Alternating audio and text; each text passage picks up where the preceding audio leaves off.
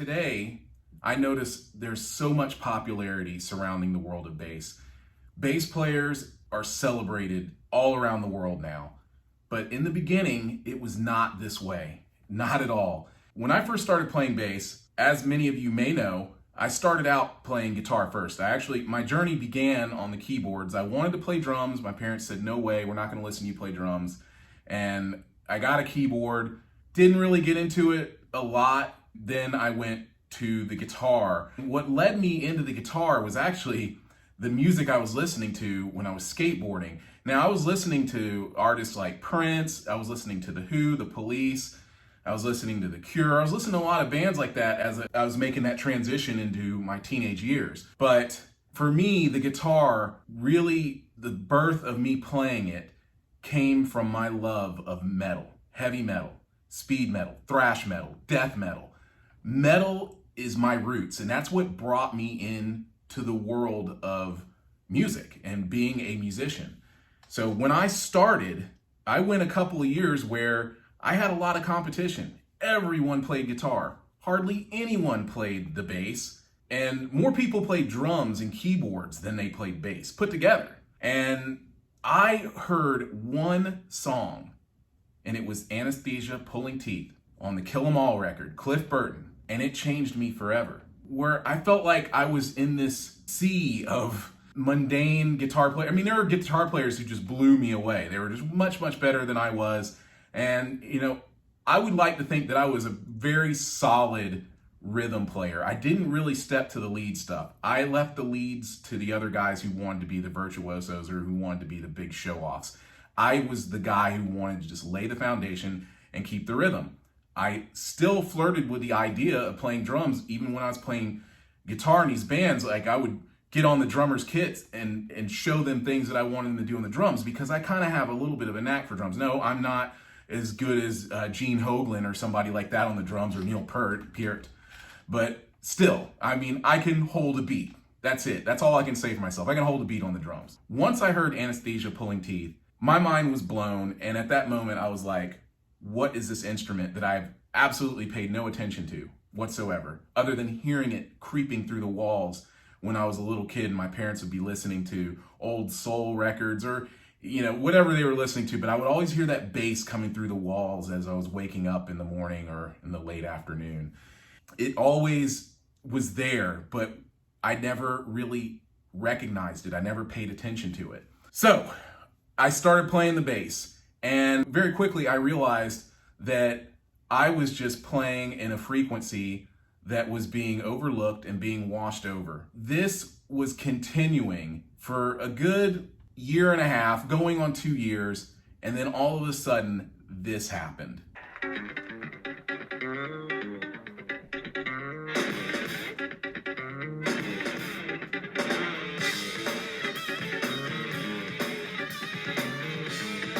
Once I heard Jerry Was a Race Car Driver and the rest of the world heard it, it just turned the music world upside down.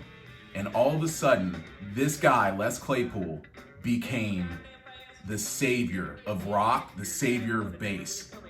Because finally, people started to pay attention to what bass players were doing in the band and giving them some room to express themselves and to be creative musically. And then, of course, you start finding out all these bass players and all these bands that we were listening to all along, they were doing a lot more than just sitting back there just thumping and riding on one note. They were arranging these songs, writing these songs, and I'm talking about bands like Aerosmith, of course, Faith No More. Billy Gould, you guys gotta know. So anyway, none of this would be known, at least to me, if it weren't for you, Les Claypool. So I just wanna say thank you right now. I just wanna say thank you so much. Man, you changed everything for me. And I am not by any means sitting around learning how to play all of your songs.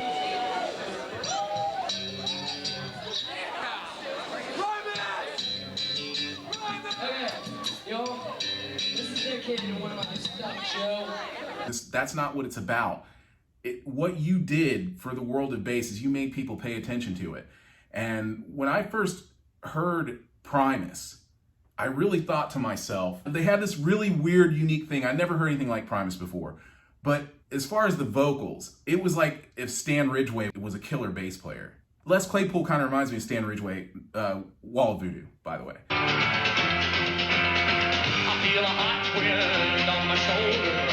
I'm on a Mexican radio. I'm on a Mexican radio. I'm on a Mexican radio. I'm on a Mexican radio. Let me just tell you this story.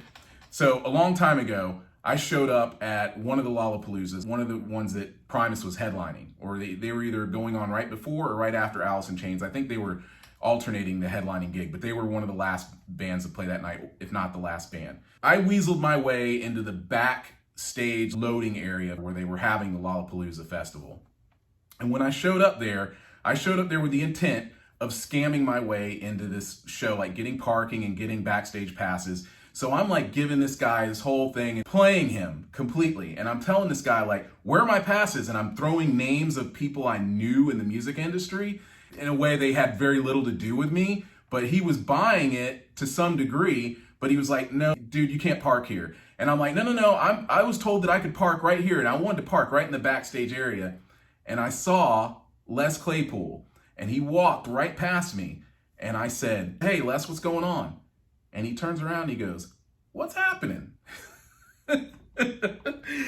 And I'm not joking. As soon as Les said, what's happening? This guy was like, all right, man, you can park.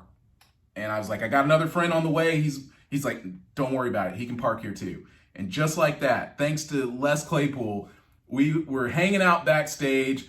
We were around all the bands that were playing at that Lollapalooza. We were hanging around like the Beastie Boys. They did ask us to leave the backstage area, but hey, I understand. That's, they wanted their private time, and they were cool about it. They were real gentlemen about it. And it was only one of them who said for us to leave, and it was Ad Rock. But like I said, he was very, very nice about it. I would later go on to realize and understand what people are going through in the industry. And I was still a pretty young guy. I think I was 19 or something like that. But anyway, but we were hanging around all those bands backstage, like the Breeders, Beastie Boys, George Clinton was there. I think Tribe Called Quest was there. There was just a bunch of bands there. Primus was there, of course, Alice in Chains. Man, it was crazy. It was a lot of fun. I just have to make a quick edit to what I was saying in that video. The thing with the Beastie Boys and the P-Funk All-Stars and all that actually happened in the following year. The stuff that happened with Les Claypool and everything, and when we got to park over there, that did happen in 1993, because I did have the age right, but I had the wrong year. And I got to thinking about it as I was watching it back in editing. I was like, wait a minute, Primus didn't play the same year as Beastie Boys, and I just had my stuff crossed. The mid to late 90s were a little hazy at times for me, so forgive me for that mistake, but now you know. So that was in 93 that the thing happened with Les Claypool. But that's not what this is about. I basically just wanted to say that until Primus came around and made themselves known, the bass community in the world of bass was a very obscure and almost forgotten about place. It was like this place where people treated you like, oh, you're a bass player? I guess because you couldn't play guitar well enough, so you're a bass player. Just stupid things like that people don't even get. This is the kind of mentality of people that we were dealing with as musicians coming up in the late 80s, early 90s. And Primus changed all that. And it's not that everyone came out, there weren't a bunch of Primus clones. It was just that it made people pay attention to the bass. And for me, he became like my savior of bass. I've had the pleasure, like I said, even though we didn't like get together and shake hands and embrace each other, he still acknowledged that I was there talking to him. He was a very nice guy. I can tell that Les Claypool's a down-to-earth dude.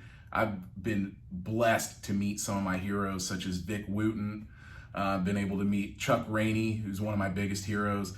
The list goes on, really. I mean, I've met several great bass players and had the opportunity to sit down and talk to them and be around them. And it's been quite a journey so far. So anyway, I just want to go on that note. I want to conclude this video. So anyway, I'll have another video out to you guys soon. Thanks for watching.